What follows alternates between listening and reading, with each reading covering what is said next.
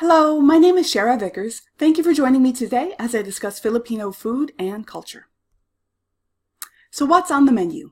These are our key points and learning objectives. After today's presentation, you will be able to identify traditional foods and dishes served in the Philippines. This includes staple foods, some everyday dishes, and holiday dishes as well. You will be able to describe traditional eating patterns, including the number of meals served per day, the types of meals and foods eaten, as well as the way in which foods are prepared and presented to the family. You will be able to outline traditional health beliefs. You will be able to discuss nutritional practices, current nutritional practices in both the United States and in the Philippines. And as a nutrition student, I will offer some perspectives on Filipino cuisine regarding nutrition and health, and also some cultural considerations and points to be aware of when you are working with someone of Philippine origin. Foods and dishes. Filipino cuisine is largely influenced by Spanish, American, and Chinese cuisine. Rice is a staple food, and fish is the primary source of protein. Adobo is served throughout the Philippines, and it's often dubbed the national dish. The adobo served in the Philippines, however, it may be a dish that's of Spanish origin, but it is different in the Philippines in that it emphasizes sour and salty flavors. These sour and salty flavors are actually emphasized all throughout Filipino cuisine, but adobo in this case is chopped meat that's stewed in a broth of vinegar, peppercorns, bay leaf, and garlic, so you do definitely get that sour element with the food.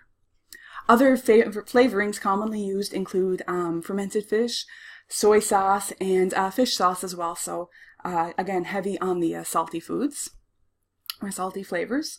For holidays and special occasions, it really depends on where you are in the Philippines. There are, of course, many islands, and each island has a different economic situation. As well, many families have different economic situations. So what's appropriate for Christmas in one area may not be appropriate in other areas. However, there's a strong Catholic and Christian influence in the Philippines. More than 80% of Filipinos identify as Catholic. Another 10% or so are Christian, so we do see that religious influence. And as such, they have a very long holiday season or Christmas season. Cocido is a dish commonly served at Christmas time. It involves several elements of pork meat, including sausage and ham. It's also prepared with garbanzo beans and cabbage. And the reason why this is appropriate for the holidays is that some of the ingredients involved tend to be more expensive, so it is a dish reserved for special occasions. Tinubong, which is what we are looking at in the picture here, is a treat or dessert served during the Christmas holidays, and it is a rice cake that's been cooked inside a bamboo leaf. So the green bamboo leaf, I'm not sure if it's going to be green on your monitor, it's just got a tinge of green on mine here, is what the rice is wrapped in. So that's enjoyed again throughout the holiday season. Traditional eating patterns. Fresh fish is caught daily, and this is still the case in many places. Many families have traditionally had their own gardens. A clay pot is traditionally used and still currently used by many for steaming rice and stewing other foods. A kalawi is very similar to a wok, and this is used for dishes of Chinese influence, where there may be some sautéing or stir-frying. When you sit down to a meal at a Filipino home, Spanish courses are served consecutively. However, if the meal is more Filipino in origin, courses are served simultaneously. Here the table is prepared buffet style or family style, and all courses, including dessert, are present throughout the duration of the meal.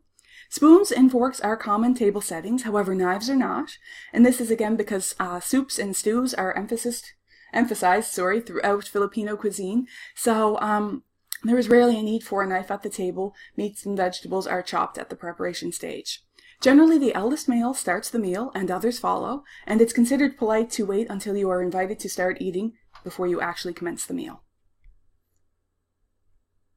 Oops, sorry, I skipped ahead too fast there. Typical meals. Generally, three meals and 2 snacks are served daily. My mind kept wanting to say mac instead of snack. Sorry about that. Agahan is breakfast. It's generally leftover rice fried with garlic and served with either eggs or sometimes boiled fish. Coffee or cocoa are common beverages served with breakfast. Tahalian and hapunan are lunch and dinner respectively. These meals are often quite similar. The tahalian or hapunan may include rice, noodles, an adobo may be served here. A sinsang, which is a dish made of pork with fermented fruits and vegetables, is also common. Meriendas are snacks, and these aren't just a quick snack that you grab on the go. Merienda is actually a sit-down snack time. Very often morning merienda is associated with brunch, or what we would consider brunch in North America. It may include things like quinoa, which is raw fish with ginger and rice, or arrozo caldo, which is a chicken and rice gruel meal, or also these enciamadas, which you're looking at in the picture here. These are a sweet roll that may be commonly served as a snack as well. And according to the current literature, evening snacking has also become quite common throughout the Philippines. So that is, again, just another interesting point as a culture evolves. And traditional health beliefs. The Filipinos believe that health is wealth. I won't even attempt the expression in Filipino culture, but this is something I've seen throughout the literature, and it was actually the title of one of the research studies I looked at, cited here. Traditional health beliefs are based on the concepts of flushing, heating, and protection. Flushing is ridding the body of debris. Heating means maintaining a constant body temperature, not getting too hot or too cold. And protection involves the protection of both supernatural and natural forces. Having a little bit of fat on the body is desired. A layer of fat is considered a sign of resistance. So people who have a little bit of fat are better protected from both natural and supernatural forces. Home remedies are commonly used and used first. Herbal medicine is also often used. You're seeing in the picture here some boiled ginger. That is often taken for a sore throat, for example. Other home remedies include boiling corn hair in water to promote urination. Filipinos will see a hilo or hilo. It is a traditional service or a traditional healer who uses a hands-on therapy that is similar to chiropractic or massage, and that is generally for pain relief. And I'm just going to slide up here so I'm not interfering with the slides. Filipinos will only see a doctor when their symptoms worsen or home remedies fail, and generally this is only on the advice of an elder. So sometimes it is important to be aware that before a Filipino person seeks health care, or more formal health care, their symptom or their conditions may have gotten worse. So that is just a little point to be aware of. So food practices in the United States.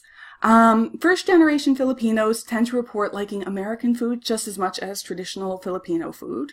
In the United States, they tend to eat more cereals, waffles, breads, and so on, so there are additional grains in the diet. They do eat rice, but perhaps not as much, although most report still eating rice daily. They tend to consume a better variety of vegetables, largely because they are more available and more affordable. The vegetables are, however, generally cooked. Salads and raw vegetables aren't common in Filipino cuisine, and Filipino Americans tend not to eat a whole lot of raw vegetables either. Filipinos report missing home foods like biko and sumana malagkit. Biko is a sticky rice dessert, and suman is what we are looking at here. It may look like a bit of a curry or a stew at first glance, but it's actually a dessert similar to a custard, and it is prepared with white rice and coconut. And again, coconut is something that is also commonly used throughout Filipino cuisine. Filipinos in the United States tend to eat more beef and dairy, and this is largely in part due to cost and availability. These things are much more accessible in the States than they are in the Philippines. Filipinos tend to consume bigger portions, more fast food, and more junk food, unfortunately, and this tends to increase as they get more adjusted to life in the United States. So current food practices in the Philippines, and I'm just going to pop off here so you can see this better. Fish and rice are still staple foods. More dairy products are available, but as I mentioned, they are still quite expensive. American-style convenience foods are also available. Prepared cereals and other prepared and ready-to-serve meals are available, particularly in urban areas.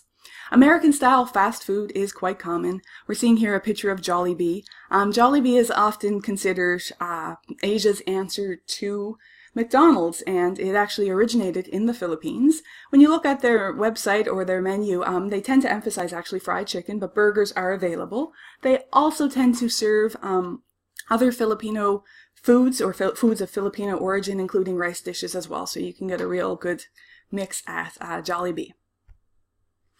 These are the 10 commandments of good health that are provided by the National Nutrition Council. These were first developed in 1974 and were reissued in 2000 early 2000s, and then again updated in 2012. And here again you are seeing a little bit of the religious influence. These are the 10 Commandments of Good Health etched onto bread, and they were in fact delivered to the people by a Moses type character. So again, that Christian religion influence is common even at the government level. I couldn't find an English copy, however, I did find a translation provided by the Food and Agriculture Organization of the United Nations.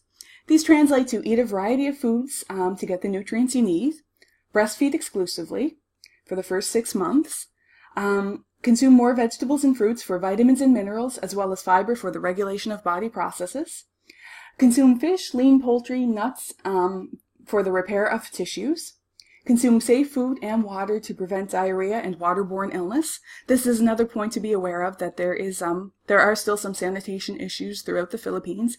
And again, there are great economic disparities, so safe water may be something that is not necessarily available to everyone. They recommend using iodized salt, but limiting salty foods, fried foods, and sugar-rich foods to prevent cardiovascular disease. Attain a normal body weight, and be physically active, manage stress, limit your alcohol, and stop smoking to prevent non-communicable diseases. And I'm just going to slide back on here. Professional perspectives. As a nutrition student, these are some things that I have come across in the literature that have caught my eye. What we're looking at over on the side here is the current Filipino healthy food plate recommended for adults. You see this may be a little bit similar to the Harvard Healthy Plate or the USDA My Plate programs, and this is geared for Filipino adults. It emphasizes grow foods, glow foods, and go foods. Go foods are high energy foods or energy giving foods. These include grain products. Grow foods are proteins meant for tissue repair and supporting growth. And glow foods contain essential vitamins and minerals, as well as water and fiber to support all of our body systems. Generally, there is a lack of variety in the Filipino diet, and deficiencies are very common. Osteoporosis, hypothyroidism, and anemia are quite prevalent. Fortified rice and iodized salt are available in the Philippines, and their availability is increasing. Rice is, I think, recently fortified with iron to help offset anemia, and they're also looking at finding other ways to fortify it to perhaps provide folate, which has been suggested by the research, and I think there's active work being done to add vitamin A to iron or find other ways to fortify vitamin A into the diet. Obesity is prevalent despite deficiency. Again, I mentioned early Jollibee and American-style fast foods being prevalent in urban areas, so that is a factor there, and also just a factor of people eating foods that are available to them that may not be the most nutritious, or again, the lack of variety in the diet. In the United States, people of Filipino origin have a high type 2 diabetes mellitus risk, as well as a risk for cardiovascular disease, and this is an increased risk over the general population. And as mentioned earlier, the salty flavors are very common throughout Filipino culture, so there is a high sodium intake associated with the Filipino diet. So the Philippine Plan of Action, and I'm going to pop off here again so you can see this a little bit better. Hunger, child malnutrition, maternal undernutrition, deficiencies in iron, iodine, and vitamin A, and obesity and overweight. These are all key points that have been identified by the National Nutrition Council and are part of their current plan of action. This plan of action was implemented in 2011, and it exists it's currently active.